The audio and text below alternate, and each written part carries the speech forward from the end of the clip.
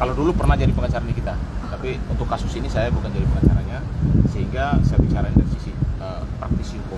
Pertama-tama bahwa kaget juga saya, karena proses kasus ini Nikita akan jadi tersangka dan juga ada asistennya kalau tidak salah ya. Dan hari ini dipanggil Polda Metro untuk BAP selaku tersangka.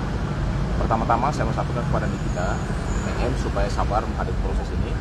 Yang kedua, sebagai praktisi saya melihat bahwa penetapan tersangka ini ya dalam kasus di sini ada pengancaman dan ada dugaan pengancaman dan pemerasan. Ya. Dan penetapan tersangka udah pasti polisi sudah memiliki dua alat bukti yang cukup kuat dari random, cerita, gelar perkara dan lain sebagainya. Tapi Nikita masih punya upaya hukum untuk lolos dari perkara. Yang pertama, lakukanlah restorasi justice supaya persoalan bisa didamaikan, dicabut perkara dan selesai.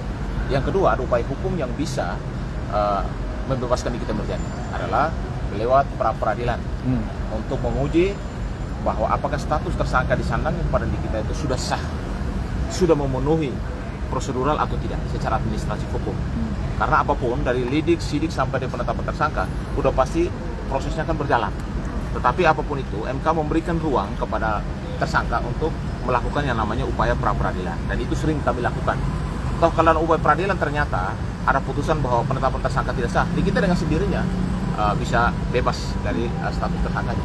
Tapi kalau memang status tersangka disangka itu sah secara hukum, berarti harus masuk ke yang namanya proses peradilan. Artinya pokok materi pokoknya harus dijalankan melalui proses, dan pasti saya yakin kita sudah punya, harus siapkan saksi-saksi yang menguntungkan dia dan alat bukti yang lain. Karena begini loh, ketika orang memberikan uang, ini kan sama aja ya, pemerasan. Kalau bicara pemerasan kan ini ada dua pihak ini, yang memberi dan yang menerima. Pasti ada komunikasi, ya. Dan kejahatan bukan berarti dilakukan oleh satu orang. Itu bisa dilakukan pemberi uang tersebut. Jadi saya juga minta supaya pihak pemberi uang tersebut yang diduga adalah korban pemerasan tersebut untuk juga dilaporkan atau diperiksa. Karena bagaimanapun kedua belah pihak punya niat jahat yang sama, sehingga muncullah kasus kriminal atau pidana tersebut. Sehingga jangan Nikita Mirjani aja yang diperiksa, tapi juga kepada pihak Nikita untuk melaporkan si pihak ini juga. Kenapa? Karena dia memberikan peluang. Niatnya ada. Kalau bicara pidana itu tergantung dari mens rea, niat jahat.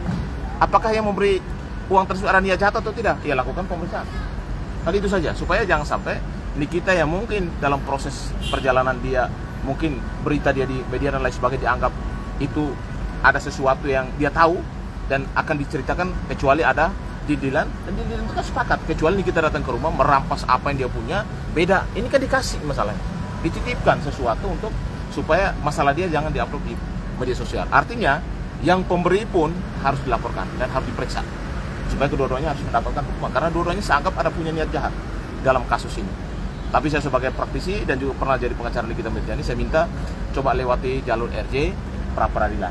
Mudah-mudahan Nikita juga dalam kapasitas ini bisa bersabar dan menghadapi kasus ini sampai tuntas dan selesai. Bang, apa setelah menganalisa ada dugaan indikasi dijebak nggak sih Bang? Artinya apa, memberikan uang terus kemudian mengaku pemerasan? Ada kalau indikasi yang namanya dugaan, peluang itu ada saja. Bisa aja peluang dijebak, bisa aja ada yang menyuruh dan lain sebagainya. Itu makanya saya bilang kedua belah pihak harus diperiksa. Siapa yang punya inisiatif jahat tersebut? Kan harus jelas. Karena bicara pidana, bicara tentang niat jahat. Siapa yang punya niat jahat dalam hal ini? Gitu. Supaya jelas. Jangan sampai satu pihak saja yang diperiksa. Kan begitu. Kedua belah pihak harus equality before. Semua orang punya kedudukan yang sama di mata hukum. Ya. Walaupun dia pelapor, dia tersangka, sama-sama punya hak hukum yang sama. Bang, menelaah kasus ini pandangan apa, seperti apa sih? Gimana? Kasus Nikita dan Dr. Reza Gladys. Seberapa serius gitu maksudnya Bang? Kasus ini kalau dari pasal disangka kan cukup serius. Karena ancaman hukumannya di atas 5 tahun.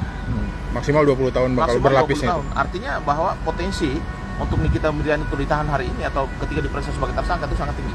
Oh, berarti bisa langsung masuk? Itu tergantung penyidik. Orang ditahan karena satu, takut tersangka melarikan diri. Yang kedua, menghilangkan barang bukti atau mempengaruhi saksi atau mengulangi perbuatannya. Jadi itu adalah hak subjektif daripada penyidik.